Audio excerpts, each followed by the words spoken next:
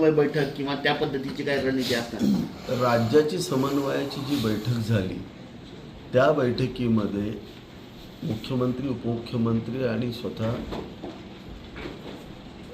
आमचे पालकमंत्री होते, समन्वय समितीचे सगळे सदस्य होते. त्या ठिकाणी असा निर्णय करण्यात आला की आमदार त्यांच्या स्तरावरती निर्णय घ्यायला त्यांनी घ्यावेत, पालकमंत्र्यांबरोबर बसून. मग आमचीही बैठक झाली आणि प्रत्येक आमदाराला योग्य वाटेल तो निर्णय त्यांनी स्वतःच्या मतदारसंघात घ्यावा. त्याला योग्य वाटलेला निर्णय पालकमंत्र्यांना सांगायचा आणि त्या पद्धतीने इम्प्लिमेंट करायचं. ज्याला एकट्याला लढायचं त्यांनी स्वतः एकटं लढतो म्हणून सांगायचं, ज्याला माहितीतून लढायचं त्यांनी माहितीच सांगायचं आणि मग त्याच्यानंतरच्या पुढच्या चर्चा आमच्या संपलेल्या आहेत. मला वाटतं आमच्यात कुठं काय विसंवाद नाही आहे. सर, येणाऱ्या जिल्हा परिषद आणि पंचायत समितीमध्ये गेल्या वेळी तुम्ही बोलला होता, ज्यांनी खासदार उदयनराजेंच्या विरोधात काम केलेलं आहे तर त्यांना तुम्ही संधी देणार आहात का नाही?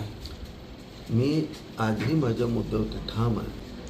ज्या लोकांनी खासदारकीला विरोधात काम केलं कसल्याही परिस्थितीमध्ये त्या लोकांना तिकीट दिलं जाणार नाही याची खात्री मी माझ्या वरिष्ठांच्याकडून करून घेतलेली आहे.